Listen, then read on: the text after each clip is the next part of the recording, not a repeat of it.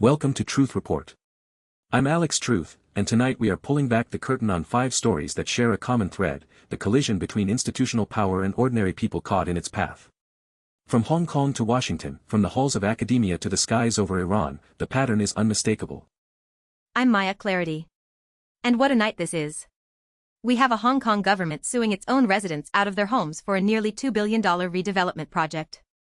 We have ProPublica dropping bombshell financial disclosures showing Trump administration officials swimming in conflicts of interest. We have Nature, the world's most respected scientific journal, sounding the alarm on how Jeffrey Epstein bought his way into academia. And Bellingcat has satellite proof of strikes on Iranian police stations. Plus, we'll look at BYD's new flagship electric SUV and what it signals about the global auto industry power shift that Western manufacturers are desperately trying to ignore. But we start tonight in Kowloon City, Hong Kong, where 16 families are learning what happens when you stand between a government and $15 billion. 16 families, Alex. That's the number of Hong Kong residents who now face civil lawsuits from their own government for the crime of refusing to leave their homes. Let that sink in for a moment. The Secretary for Justice, acting on behalf of the Urban Renewal Authority, filed proceedings in district court seeking eviction orders and damages against these 16 people. And let's be clear about what this neighborhood represents. According to the South China Morning Post, this area of Kowloon City is known for its Thai and Chiu Chow heritage. We're talking about a culturally rich district, a living, breathing community with deep roots, with identity, with history.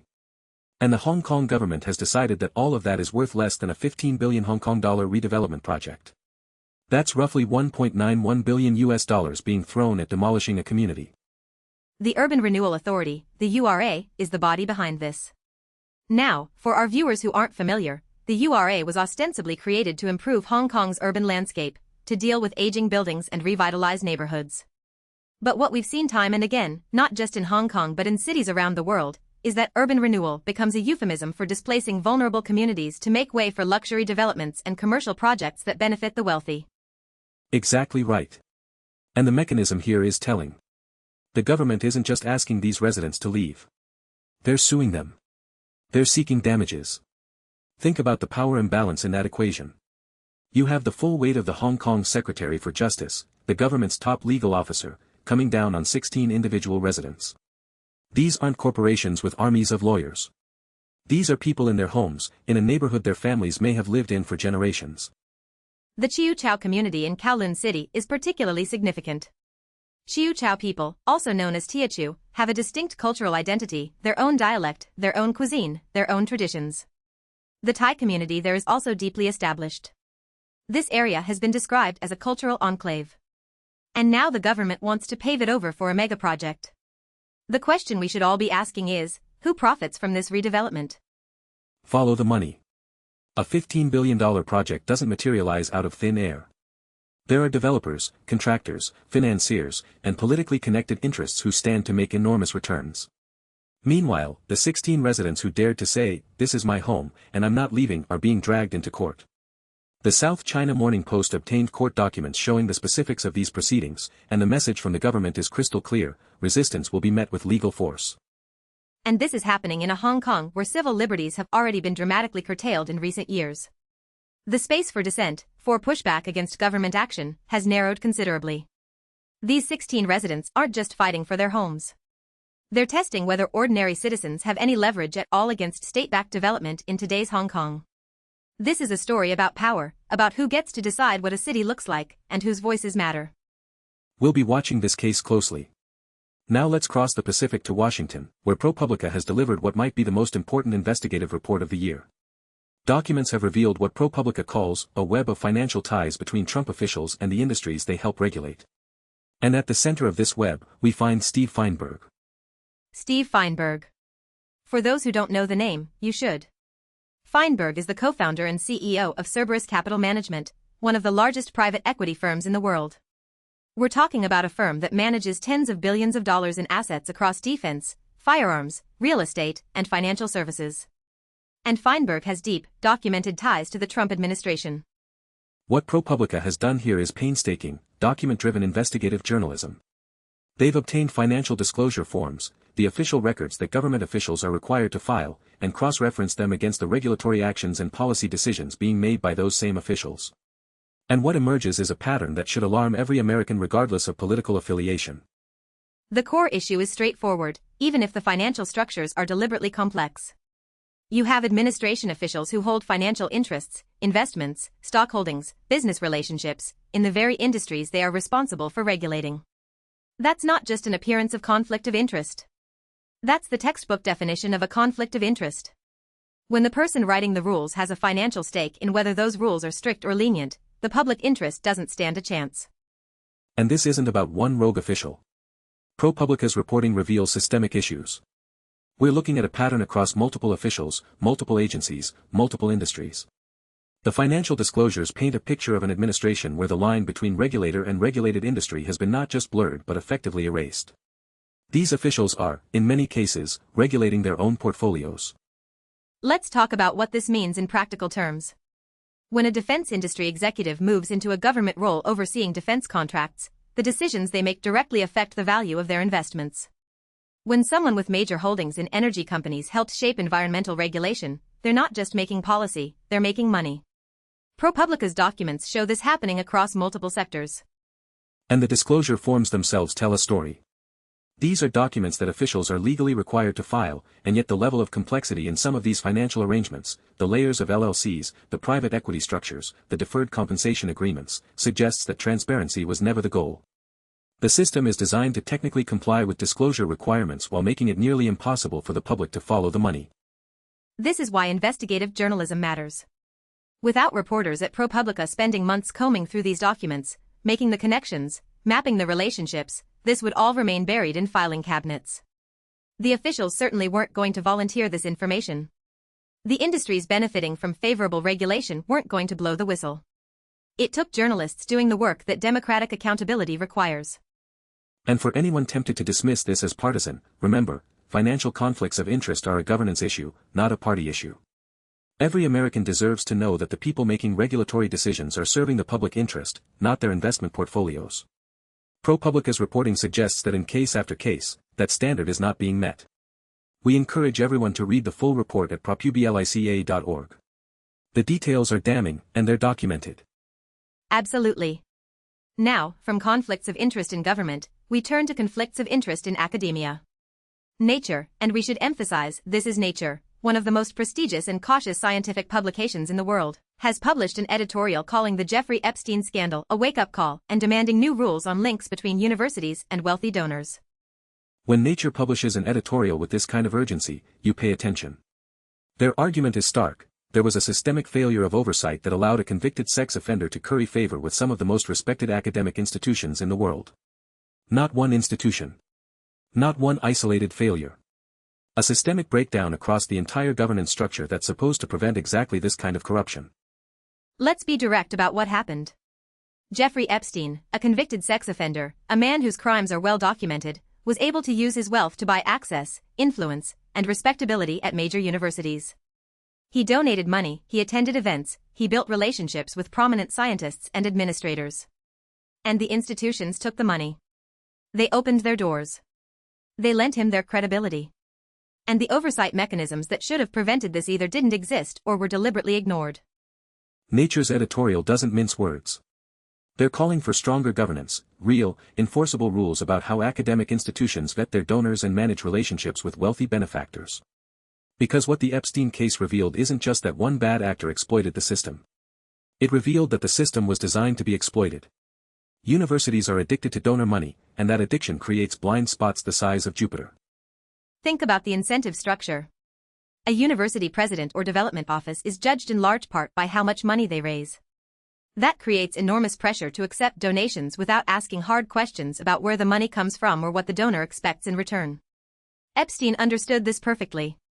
He weaponized his wealth, using donations as a door opener that gave him access to people, to events, to a veneer of legitimacy that he desperately wanted and that institutions were willing to sell.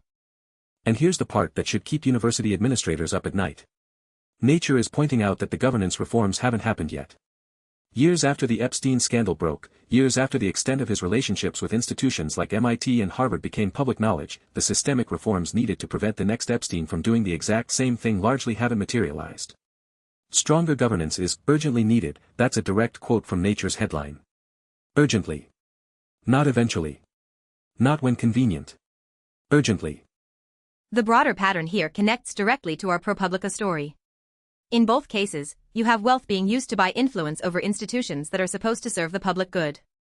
In government, it's financial ties between regulators and industries. In academia, it's donor relationships that compromise research independence and institutional integrity. The mechanism is the same: money flows in, accountability flows out. And the victims in both cases are the people these institutions are supposed to serve. Students trust that their university's reputation reflects genuine academic merit, not donor-purchased prestige. Citizens trust that their regulators are making decisions in the public interest. When those systems are corrupted by money, everyone loses. Except, of course, the people writing the checks. Nature's call for new rules is welcome, but rules without enforcement are just words on paper. What's needed is a fundamental shift in how institutions think about accountability. Not just disclosure, which, as we saw with the ProPublica story, can be gamed, but genuine transparency and consequences for violations. Until there are real penalties for institutions that fail to vet their donors, the next Epstein is already out there, checkbook in hand. Now, let's shift gears to a story that might seem like a departure, but stick with us, there's a pattern here too. BYD, the Chinese electric vehicle manufacturer, has pulled the cover off its new flagship SUV, the Great Tang. And the images, according to Electrek, are stunning. Now, Alex, some of our viewers might wonder why an electric SUV makes it onto a whistleblower-focused show. But this story is fundamentally about power, economic power, industrial policy, and the lengths to which governments and corporations will go to control the future of transportation. BYD isn't just a car company. It's a strategic instrument of Chinese industrial policy, and the Great Tang is its most ambitious statement yet. Let's set the scene. BYD has been on a meteoric rise. They've overtaken Tesla in global EV sales in multiple quarters. They're expanding aggressively across Southeast Asia, Europe, South America, and the Middle East. And now, with the Great Tang, their new flagship electric SUV, they're going directly after the premium market that Western automakers have always considered their home turf. Electrek reports that the Great Tang's official debut is just days away, and BYD has released the first images to build anticipation. What we're seeing is a vehicle that is clearly designed to compete at the highest level, not as a budget alternative, but as a genuine premium offering. This is BYD saying to BMW, Mercedes, and Tesla, "We're coming for your lunch, and we're not apologizing." And the reaction from Western automakers and governments tells you everything you need to know about how seriously they're taking this threat. We've seen tariffs, we've seen investigations, we've seen political rhetoric about unfair competition. But here's what they're not doing: they're not building better cars faster. The response has been primarily protectionist rather than competitive, which tells you that the industry knows it's falling behind. The whistleblower angle here is about information asymmetry and what the public isn't being told. Western consumers are being told that Chinese EVs are somehow inferior or unsafe, that tariffs are about national security. But the reality, as sources across the industry have reported, is that companies like BYD have made genuine technological advances in battery technology, in manufacturing efficiency, in vertical integration, that give them real competitive advantages. The protectionist narrative is designed to shield incumbent industries from competition, not to protect consumers. Follow the money again. Who benefits from tariffs on Chinese EVs? Not consumers, who would benefit from more competition and lower prices. Not the environment, which would benefit from faster EV adoption. The beneficiaries are the established automakers and their political allies who would rather use trade barriers than innovation to maintain market share. The Great Tang is a symbol of what's possible when an industry moves fast, and it's also a symbol of what incumbent powers try to block. And now to our final story tonight, and perhaps the most consequential. Bellingcat, the open-source intelligence organization that has become one of the most important investigative outlets in the world, has published satellite imagery revealing strikes on Iranian police stations. And this story has implications that could reshape the Middle East. Let's set the context carefully, because this is a story where precision matters. According to Bellingcat's reporting, U.S. President Donald Trump said on January 2 that the U.S. was locked and loaded and ready to go. He was talking about intervening in Iran if it continued what he described as a violent crackdown on demonstrators. Those demonstrators had taken to the streets over spiraling inflation and ongoing repression. Thousands of Iranians were reported to have been involved in the protests. What Bellingcat has done, and this is what makes them invaluable, is used satellite imagery to independently verify that strikes occurred on Iranian police stations. This is open-source intelligence at its finest. You don't need a government to confirm or deny what happened. You don't need to rely on official statements from Washington or Tehran. The satellites see what happened, and Bellingcat's analysts can show the world the evidence. This is critical because in any military action, the first casualty is truth. Both sides have every incentive to shape the narrative. The US government has an interest in portraying any strikes as precision operations against legitimate targets. The Iranian government has an interest in either denying the strikes or exaggerating civilian casualties. Bellingcat cuts through all of that by showing the physical evidence, before and after satellite images that tell their own story. The targeting of police stations raises specific questions. Police stations are, in many contexts, considered dual-use facilities. They serve a law enforcement function, but in Iran's case, police have been directly involved in the crackdown on protesters. The distinction between military targets and civilian infrastructure becomes blurred, and that's exactly the kind of ambiguity that independent verification through satellite imagery can help resolve. And let's talk about the broader implications.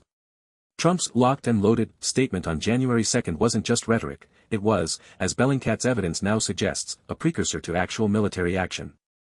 The question that every American and every global citizen should be asking is, what is the strategic objective? What is the endgame?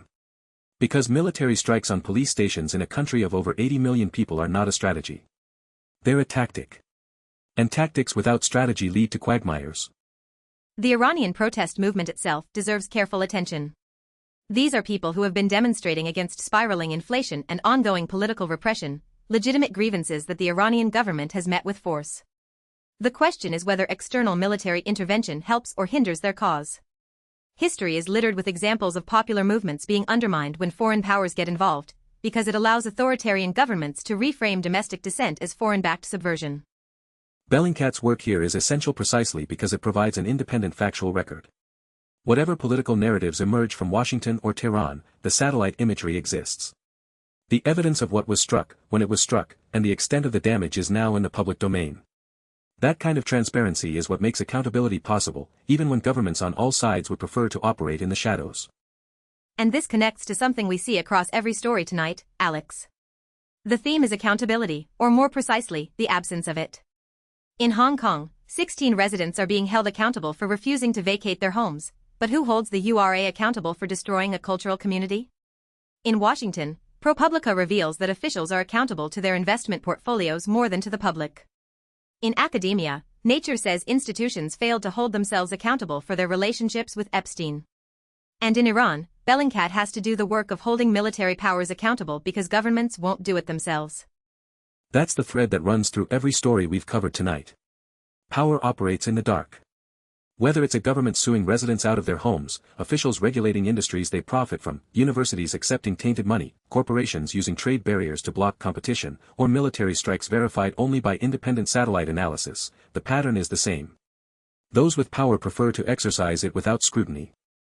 And the countervailing force, the thing that stands between unchecked power and the rest of us, is investigative journalism and independent verification. The South China Morning Post obtaining court documents. ProPublica combing through financial disclosures. Nature demanding institutional reform. Electrek reporting on industry shifts that incumbents want to suppress. Bellingcat analyzing satellite imagery. Every single story tonight exists because someone did the hard work of finding the truth and publishing it. This is why the attack on journalism, the defunding of newsrooms, the harassment of reporters, the delegitimization of the press, isn't just an attack on an industry. It's an attack on the mechanism of accountability itself. Every story we covered tonight would have remained hidden without journalists and investigators doing their jobs. Every abuse of power we expose tonight thrives in the absence of scrutiny. So here's our call to action tonight, and I mean this directly. Support investigative journalism. Read ProPublica. Follow Bellingcat. Subscribe to the South China Morning Post. Read Nature. Read Electrek. These aren't just news sources, they're the infrastructure of democratic accountability. When you support independent journalism, you're investing in the only tool ordinary people have to hold power accountable. And to the 16 residents in Kowloon City who refused to leave their homes, we see you. To the sources who provided documents to ProPublica, we see you. To the academics calling for reform after Epstein, we see you. To the Bellingcat analysts poring over satellite images, we see you. This is what it looks like when people refuse to accept that power operates without consequences. The truth doesn't report itself. Someone has to dig, to verify, to publish, and to face the consequences. That's what investigative journalism is. That's what Truth Report is about. I'm Alex Truth. I'm Maya Clarity. And this has been Truth Report. The stories don't end when the cameras turn off. Stay informed, stay skeptical, and never stop asking who benefits. We'll see you next time. Good night, everyone. And remember, the truth is not a partisan issue. It's a public necessity. See you next time on Truth Report.